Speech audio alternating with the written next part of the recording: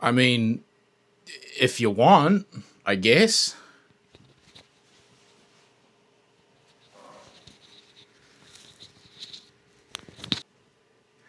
Hello, welcome to MindKits. If you're a Caucasian heteronormative male in his mid to late 30s like I am, then you've probably gotten into arguments on forums about tanks of the Second World War, usually perpetrated by certain groups of people. The conversation usually goes something along the lines of who has the biggest gun, who had the most armor, who had the most kills, hard factors. However, in these arguments, a lot of people seem to forget about the soft factors.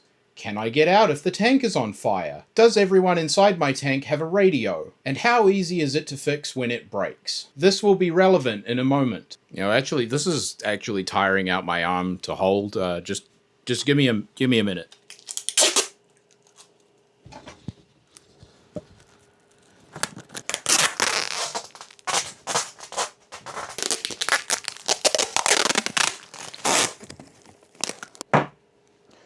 Yeah, it's much better. Anyway, so how is any of this relevant? Well, as you're about to see, sometimes the soft factors are more important than the hard factors.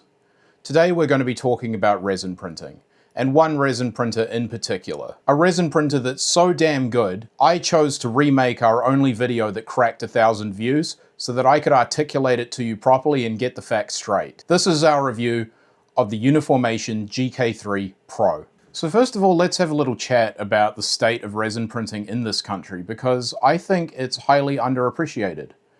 I feel that a lot of people are scared off from trying resin printing because of the dangers, the mess, the smell, everything.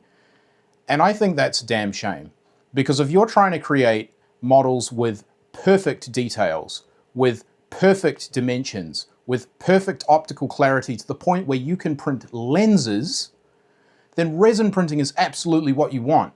And if you have the right resin printer and the right setup, it's actually easier than FDM. I'm not just saying that to sell you shit, it genuinely is. If you're an avid wargamer, resin printing is something you absolutely should be looking at. There are thousands, if not tens of thousands, if not hundreds of thousands of different models out there to print from incredible creators doing amazing things, way cheaper than anything you can buy from Big Daddy GW. If you're an engineer, it's the closest you're going to get to your final injection molded part. The surfaces are perfectly smooth and perfectly accurate. And if you're an artist, it opens up so many more avenues to you being able to print perfectly clear things and very smooth things. There are hundreds of different sculptors on TikTok and all over the web doing amazing things with resin printers, and this should get you excited. Or, if you're just your garden variety gooner who wants to see Mercy from Overwatch, get her gaping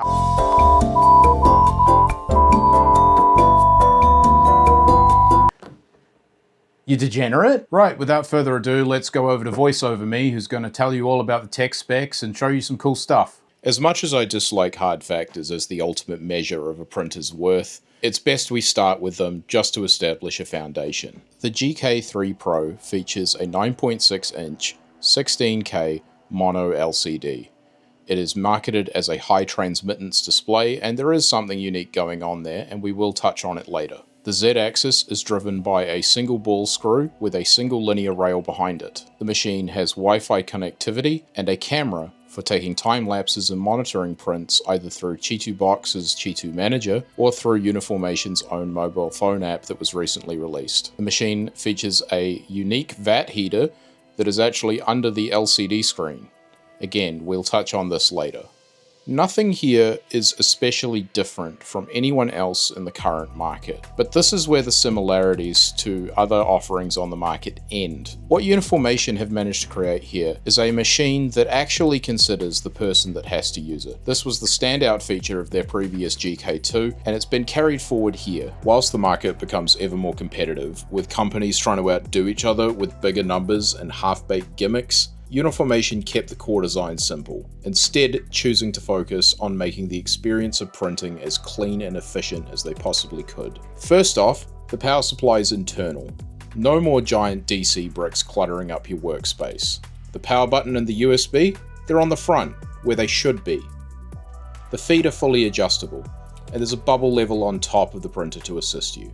But we're only scratching the surface. The first thing we see is a flip top lid, which holds its place at any angle you leave it at and has a rubber gasket to keep in odors.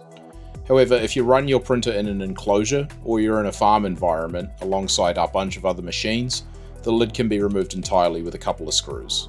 If there's one thing that's always driven me nuts about resin printers, it's been those god-awful bucket lids. They always get messy, you have to find somewhere to put them, and it just makes the machine feel like a toy and not an appliance. But the lid's not the only thing that swings up. The GK3 has one of the weirdest design features I've ever seen on a printer, and that is a screen that can tilt fully upwards a full 90 degrees. As somebody that's over 6 foot, I've come to adore this. Getting inside the machine, we're greeted with quick release latches on both the VAT and the build plate. Something that was a staple on the GK2 and makes its return here. The industry standard has always been bolts for this purpose, which inevitably become welded on by resin ingress and are generally just fiddly to deal with, as you have to find somewhere else to put them. The build plate's chunky, but it's chunky for a good reason. By adding a bunch of thickness to the build plate, it means that the build plate's never fully immersed in the resin, resulting in way cleaner handling and less downtime waiting for a print to drain. While on the topic of the build plate, it's got a gutter around the edge, preventing resin from dripping onto your hands whilst handling it. There's a hook at the top of the machine, which the build plate can be rested against, so prints can drain straight back into the vat. In the back, you'll find the chunkiest carbon filter I have ever seen. This is the first time I've ever considered this style of filter to actually be effective, with a huge amount of carbon to actually soak up odors. It attaches to the back with magnets, and print files are included if you want to replace it with a duct adapter and just run it straight outside. Back inside the machine, we have a ball screw in place of a typical lead screw for the Z-axis. In theory, this means increased repeatability and consistency between layers because there's less backlash, and increased torque when peeling layers off the FEP, which really comes in handy when you've just loaded that build plate up with stuff. Speaking of the FEP, the machine comes stock with a PFA release film. I'm not the biggest fan of this material, to be honest. Uniformation call it CPFA. However, as far as I can tell, this is no different from regular PFA. It's semi-opaque, which creates a texture on your prints that is most obvious on large flat objects. Uniformation say the reason for this change is because the 385nm light source causes increased wear on conventional FEP films, and while that might be true, if you're okay with the trade-off, there's nothing stopping you from just installing a FEP. So 385nm, what does that actually mean? That's the specific bandwidth of UV light that Uniformation is using. It's not particularly common in consumer-grade printers, and initially it may not make sense, so let me explain to you why you might care. 385nm light is a lot higher energy than the standard 405 that we're used to on resin printers, but it runs out of that energy really quick. It's shorter range, higher power, kind of like a punch versus a push. What this actually means in practical terms is that we can print clear resins with way more detail because the light is fizzling out quicker, which means it's not bloating. This has potential way beyond just printing clear stuff. This means that you could, in theory, forego using resins with pigments at all, because really the main reason that the pigments are there is to help mitigate that bloating. And if there's no pigments there, that in theory means that the resin is less brittle, which if you print miniatures is a welcome addition. The 16K LCD is marketed as being high transmittance. Externally, nothing looks particularly different other than the fact it's got a weird yellow tinge to it. The idea here is that a higher amount of light is being let through the LCD matrix, which in theory means shorter exposures and extended life on your LCD. I've actually mostly found that to be true. My exposures on average are about 25% faster than on other 16K printers I've tried. Also of note, we've got an auto feeding mechanism. This is based around cartridges that load in the back. Now, I know that a lot of you just had alarm bells go off, but it's okay. This is not a lockdown ecosystem. They'll even sell you empty ones to put your own resin in. You are by no means locked into using their resin to use the auto feed mechanism. It's a pressurized system, so very little resin remains in the pipes, and there's a setting on the printer to purge old resin from the pipes before loading a new bottle. Now the heater is a weird one. Rather than heating the chamber like some printers do, or heating the vat, The heater actually lives underneath the screen. Initially, I thought this was insane, as LCDs typically don't like to get hot. However, I can actually say that I'm a fan at this point. It makes sense. You're heating at the bottom of the resin, aka the part that's actually being printed with. And it doesn't need to run very long at all before the resin's at the right temperature and the curing reaction from the resin itself just takes over and keeps things warm, and then it never runs again. So there's a lot to like here. However, it's just one component of a whole system that makes for insanely efficient printing. So let's take a look at the Uniformation wash station. I'll be honest, I think I like the wash station more than the printer itself.